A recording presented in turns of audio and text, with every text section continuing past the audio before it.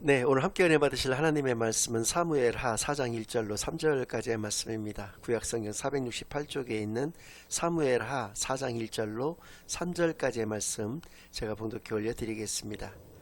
사울의 아들 이스보셋은 아브넬이 헤브론에서 죽었다함을 듣고 손에 맥이 풀렸고 온 이스라엘이 놀라니라.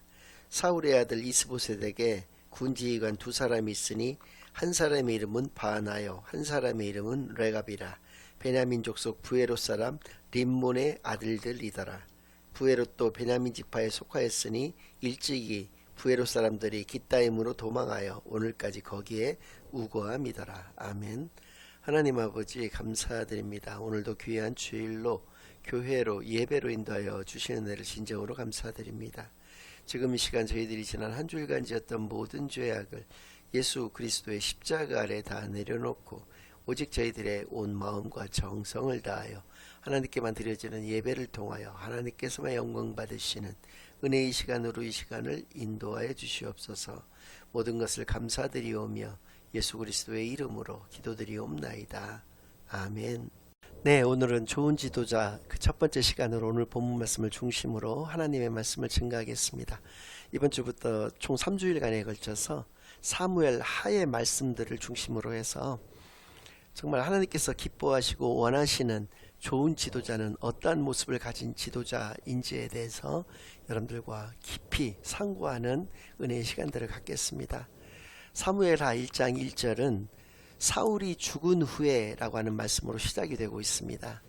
이 말씀이 가지는 의미는 사무엘 상과 같은 경우에는 사사시대에서 왕정시대의 그 가교 역할을 했던 사무엘, 또 이스라엘의 초대 왕이었던 사울, 2대 왕이었던 다윗의 그 역사적인 그 사건들을 중심으로 한 이야기들이 순차적으로 이렇게 진행이 되고 있는 반면에 사무엘 하에 이르러서는 그 사무엘과 사울이 이제 죽은 다음이기 때문에 다윗의 통치에 관한 그 역사적인 기록이 되어 있는 것이 사무엘 하다라고 하는 것을, 그러니까 다윗만이 등장하는 것이 사무엘 하의 내용인 것을 우리로 하여금 알 수 있게 하여 주시는 것이죠.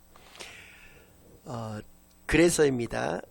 여러분들과 3주일간에 걸쳐서 이 주로 다윗의 일한 모습들을 통해서 정말 하나님께서 원하시고 기뻐하시는 지도자의 모습, 그것이 바로 좋은 지도자일 텐데요. 좋은 지도자라는 어떤 모습을 가진 그런 지도자인가에 대해서 여러분들과 함께 상고를 할 것이고요.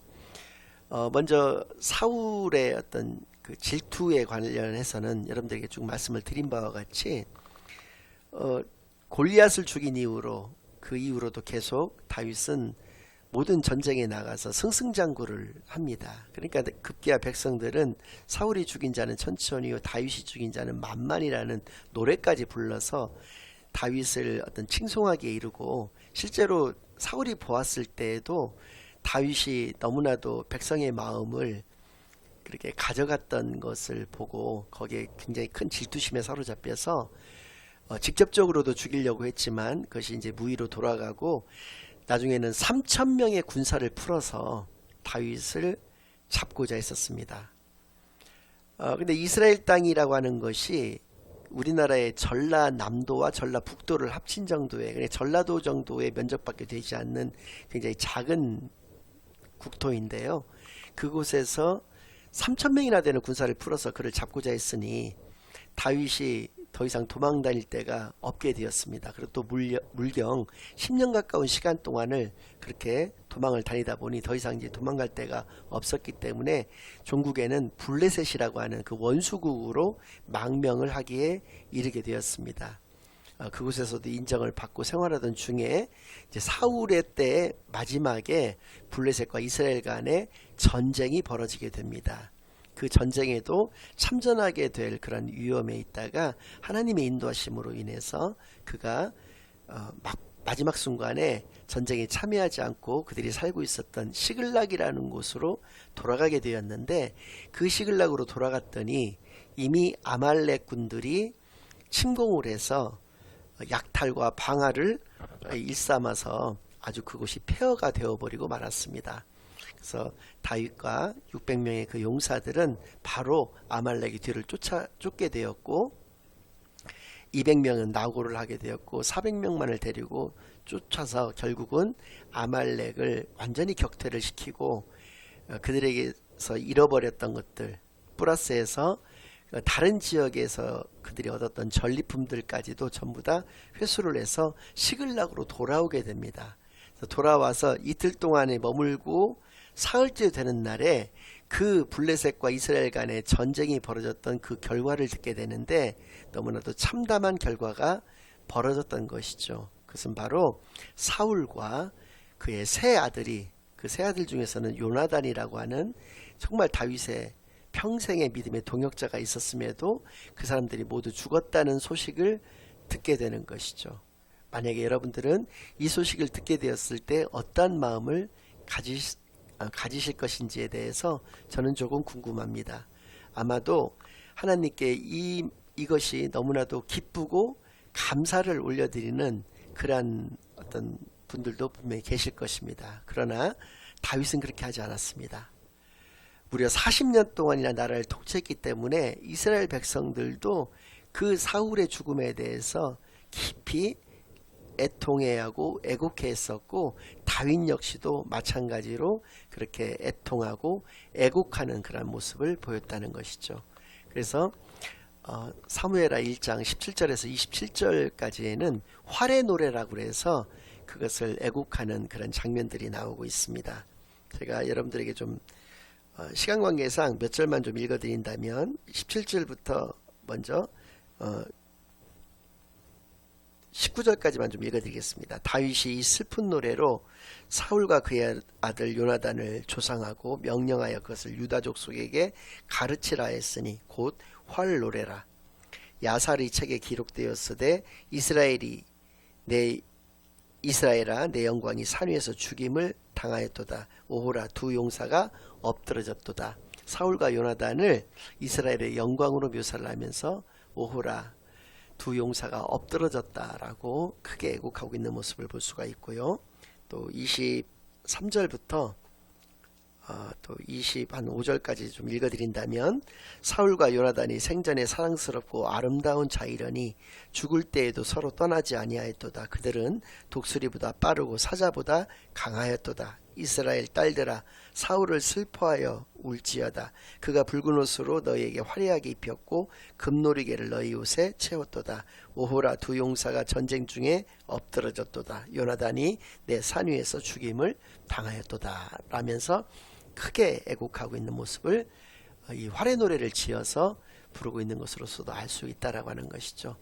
즉 다윗은 사울의 죽음을 기뻐하지 않았습니다. 무려 10년이나 그에게 죽음의 위기 가운데서 쫓김을 당하였고 15년 전에도 이미 사무엘에 의해서 너는 이스라엘의 제2대 왕이 될 것이다 라고 하는 기름 부음의 그 안수를 이미 받았었지만 그 시간표가 도래됐다고 생각이 되었음에도 불구하고 다윗은 전혀 기뻐하지 아니하였고 오히려 사울과 특별히 요나단의 죽음에 대해서 크게 애곡하고 있는 장면을 볼 수가 있는데요. 이 모습을 통해서 우리가 분명히 알 수 있는 것은 백성들이 가지는 그 기쁨에 대해서 함께 기뻐할 수 있고 백성들이 가지는 슬픔에 대해서도 함께 슬퍼하는 그러한 공감 능력을 가지고 있는 지도자가 정말 좋은 지도자다라는 것을 알 수가 있고요. 또 사랑의 하나님의 그 마음과 같이 어떤 옹졸한 인간의 마음으로서가 아니라 사랑의 하나님의 그 마음으로 넓은 그러한 마음을 가지는 그러한 지도자가 바로 좋은 지도자라고 하는 것을 다윗의 이 모습을 통해서도 분명히 깨달아 알 수 있다는 것이죠. 즉 하나님의 마음으로 공감하는 지도자, 그것이 곧 좋은 지도자라는 것을 알 수 있다는 것이고요. 그럼 하나님의 마음은 어떠한 것이냐? 그것은 성경의 두 곳을 여러분들에게 찾아서 읽어드리겠습니다. 잠언 24장 17절에서 18절 말씀이고요. 또 한 곳은 에스겔서 18장 23절 말씀인데요. 먼저 잠언 말씀부터 여러분들이 봉독해 올려드립니다. 내 원수가 넘어질 때 즐거워하지 말며 그가 엎드러질 때 마음에 기뻐하지 말라. 여호와께서 이것을 보시고 기뻐하지 아니하사 그의 진노를 그에게서 옮기실까 두려우니라. 원수일지라도 그가 엎드러지거나 그가 넘어지는 것을 기뻐하지 말 것을 말씀해 주셨습니다. 그러면 하나님께서 기뻐하시는 것은 어떠한 모습이냐? 에스겔 18장에 나와 있는데요. 주 여호와의 말씀이니라. 내가 어찌 악인이 죽는 것을 조금인들 기뻐하랴. 악인일지라도 그 악인이 죽는 것을 하나님은 조금도 기뻐하지 아니하신다는 것입니다. 그러면 어떤 것을 기뻐하시냐? 그가 돌이켜 그 길에서 떠나 사는 것을 어찌 기뻐하지 아니하겠느냐. 악인이 그가 가던 길에서 돌이켜서 하나님의 품으로 돌아와 사랑의 하나님의 교제 가운데서 함께 사는 것만큼 하나님이 기뻐하시는 것은 없다라고 우리에게 분명히 말씀해 주시는 것이죠. 그러니까 악인일지라도 그가 그의 길을 돌이켜서 하나님께 나오는 것만이 하나님께서 기뻐하시는 것이지, 그 악인이 악인으로서 죽는 것을, 또 악인으로서 넘어지는 것을 하나님께서는 기뻐하시는 것이 아니라는 것을 분명히 말씀해 주신 것이고, 다윗도 그 하나님의 마음을 너무나도 잘 알았기에 사울의 죽음에도 그가 조금도 기뻐하지 아니하고 이렇게 크게 애국하고 있는 그런 모습을 통해서 정말 좋은 지도자란 하나님의 마음으로 공감하는 그런 지도자가 바로 좋은 지도자라고 하는 것을 이 모습을 통해서 분명히 깨달아 알 수가 있다는 것입니다. 또 2장 1절 말씀과 2절 말씀을 좀 제가 잠깐 읽어드린다면, 그 후에 다윗이 여호와께 여쭈어 아뢰되 내가 유다 한 성읍으로 올라가리까? 여호와께서 이르시되 올라가라. 다윗이 아뢰되 어디로 가리까? 이르시되 헤브론으로 갈지니라. 다윗이 그의 두 아내 이스라엘 여인 아히노암과 갈멜 사람 나발의 아내였던 아비가일을 데리고 그리로 올라갈 때에 너무나도 당연한 것을 하나님께 기도를 올려드리고 있는 것입니다. 이제 사울이 죽었기 때문에 제가 이제 블레셋에서 유다 땅으로 올라가야 할 것입니까? 라고 하나님께 기도로 여쭈었을 때 하나님께서 올라가라 말씀하시니 그러면 어디로 가야 하겠습니까? 라고 또 여쭙고 있는 것입니다. 그러니까 하나님께서는 헤브론으로 가라 라고 말씀하셨고, 그 말씀을 듣자마자 다윗은 모든 것을 정리해서 다윗의 사람들과 함께 헤브론으로 올라가고 있는 것을 말씀하여 주시는 이 장면을 통해서도 정말 진정한 신앙인이라고 하는 것은 사소한 것일지라도 모든 것을 하나님께 기도로 묻고 또 기도로서 그 여쭌 것을 응답받아서 행하는 사람이라고 하는 것을 너무나도 잘 알 수 있게 합니다. 그래서 이렇게 헤브론으로 올라가서 거기서 7년 반 동안 남유다를 중심으로 해서 제2대 왕으로서 등극을 하게 되는 것이죠. 그런데 이것은 반쪽짜리 왕이었습니다. 왜냐하면 북이스라엘 10개 지파를 중심으로 한 그 북이스라엘 쪽에서는 사울의 군사령관이었던 아브넬에 의해서 5년 동안은 군정으로서 나라를 다스리게 되고, 그 이후 2년 동안은 이스보셋이라고 하는 전쟁에 참여하지 않아야 했던 사울의 넷째 아들을 왕으로, 허수아비죠, 왕으로 내세워서 또 2년 동안 나라를 통치하게끔 했거든요. 그러니까 북이스라엘은 7년 동안이 그렇게 군정과 이스보셋에 의해서 다스려졌던 것이고, 남유다는 다윗에 의해서 다스려졌던 것을 알 수가 있습니다. 그러니까 우리나라의 남과 북처럼 그렇게 나라가 두 동강이가 나서 서로 다른 세력에 의해서 나라가 다스려졌던 것을 알 수가 있는데요. 여러분들 이 대목에서 우리가 생각해 봐야 될 것은, 다윗이 힘이 없어서 무력으로 그곳을 통일하지 않았겠는가라는 것이죠. 그것은 아닐 것입니다. 왜냐하면 다윗은 이미 훨씬 어린 나이에도 골리앗이라고 하는 블레셋에서 낳은 걸출한 그 영웅을 물리쳤던 사람이고요. 모든 전쟁에 나가서 승승장구를 했던 정말 무신에 가깝고 전신에 가까웠었던 그런 사람입니다. 그 조그만한 북이스라엘 하나 정도는 아무렇지도 않게 격퇴시킬 수가 있었을 터인데도 그는 그렇게 하지를 않았다는 것이죠. 왜냐하면 자신들도 하나님의 백성이지만 북이스라엘도 하나님의 백성이었기 때문에 하나님의 백성을 그가 칠 수가 없었던 것이어서 기다리고 있었던 것이죠. 좋은 지도자는 이렇게 하나님의 때를 기다릴 줄 아는 지도자라고 하는 것입니다.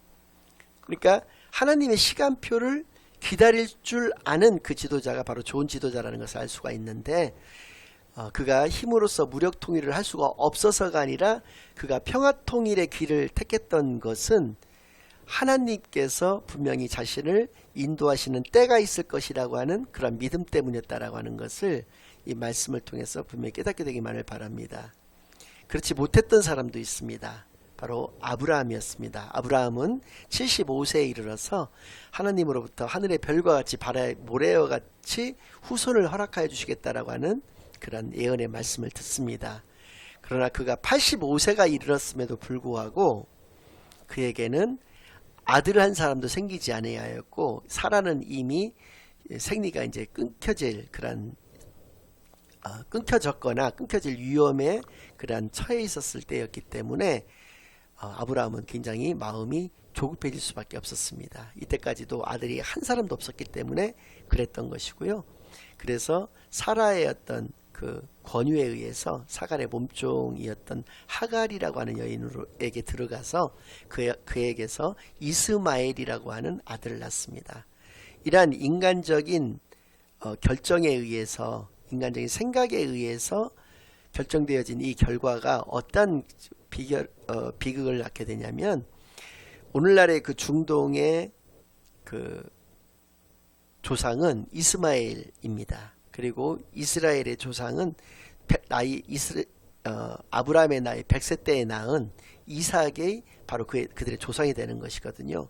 그러니까 이삭의 후예들과 이스마엘의 후예들은 오늘까지도 극렬하게 서로 대립하고 있는, 서로 죽고 죽이는 그러한 관계를 가지게 되는 그러한 결과를 가지게 되었다는 것을 생각해 볼 때, 인간적인 욕심과 인간적인 생각 때문에 하나님의 때를 기다리지 못하고 하나님의 시간표를 기다릴 수가 없는 사람은 얼마나 어리석은 사람인가를 이 모습을 통해서 분명히 깨닫게 되기만을 바랍니다. 그러나 다윗은 지혜로운 왕이었고, 그래서 그는 하나님의 때, 하나님의 시간표를 기다릴 줄 알았고, 그래서 남유다에서 7년 반이나, 무려 그 이전에는 15년 전에 이미 사무엘에게서 너는 제 이스라엘의 2대 왕이 될 것이다 라고 하는 예언과 더불어서 기름 부음을 받았던, 그 안수를 받았던 그런 상태였고, 무려 10년간이나 10년 이상을 사울에게 그 죽음의 공포로부터 쫓겨서 그것으로부터 해방이 되었음에도 불구하고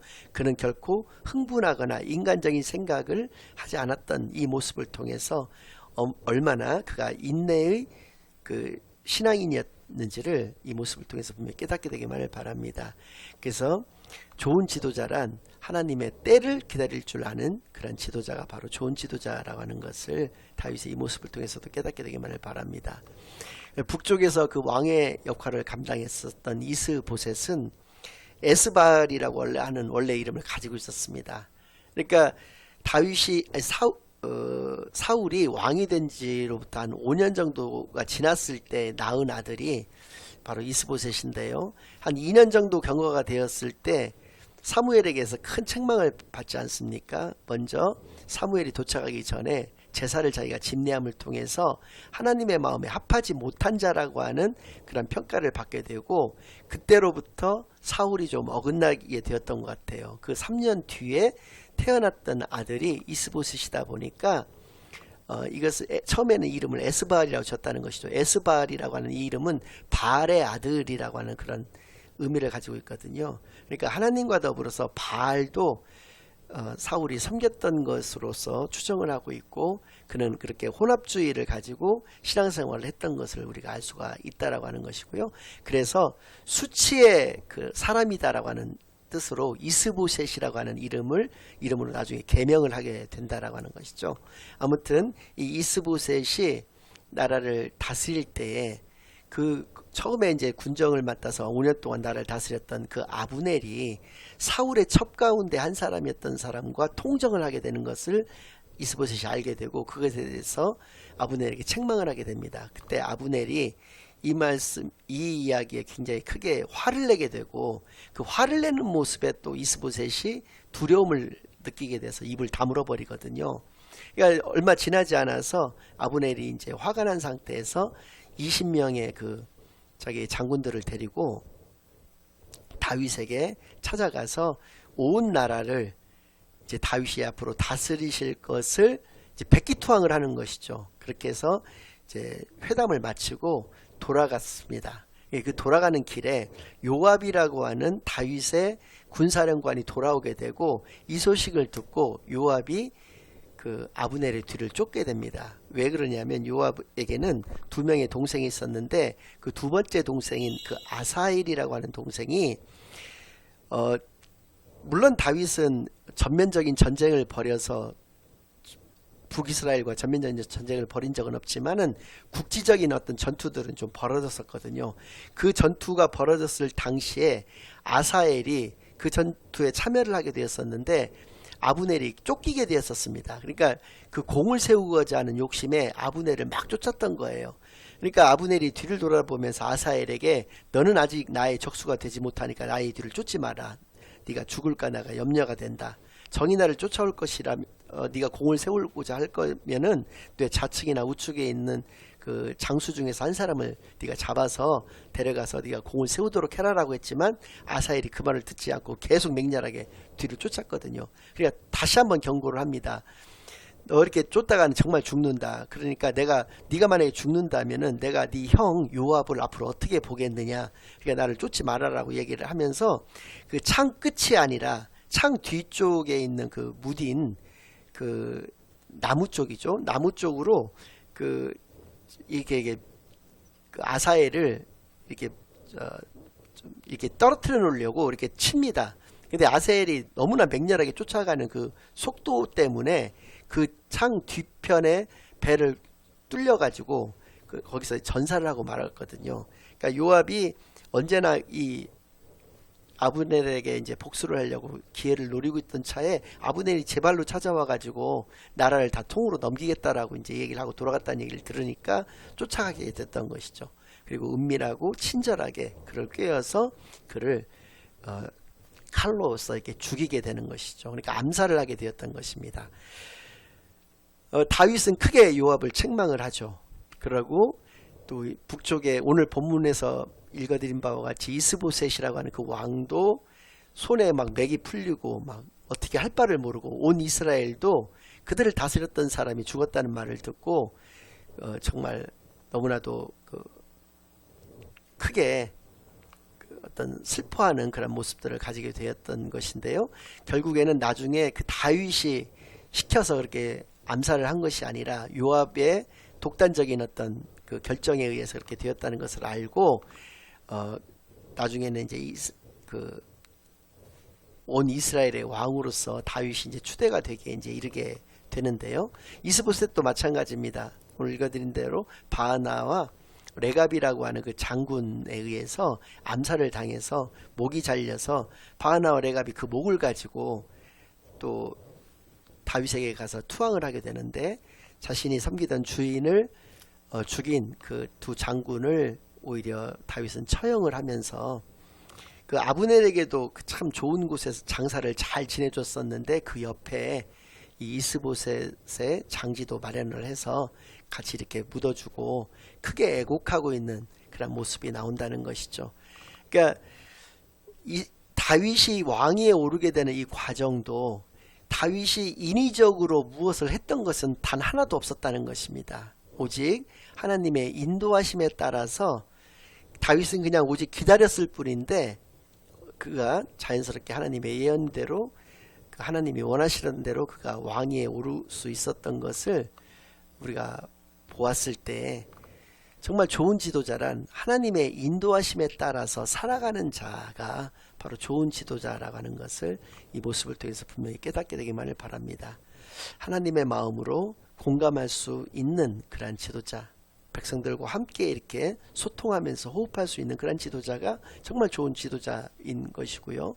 또 하나님의 때를 기다릴 줄 아는 지도자가 바로 좋은 지도자이면서 비슷한 얘기이긴 하겠지만은 하나님의 인도하심에 따라서 살아가는 그런 지도자가 바로 좋은 지도자라는 것을 기억해서 정말 하나님께서 기뻐하시고 하나님께서 진정으로 원하시는 그런 하나님의 자녀로서 참다운 삶을 이 땅 가운데서 살아가시는 저와 여러분이 되시기만을 예수 그리스도의 이름으로 간절히 축원합니다. 아멘.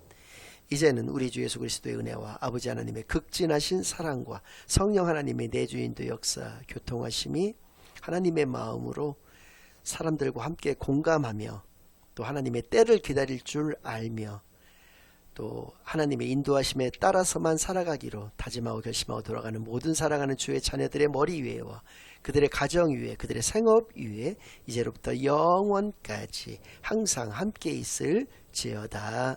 아멘.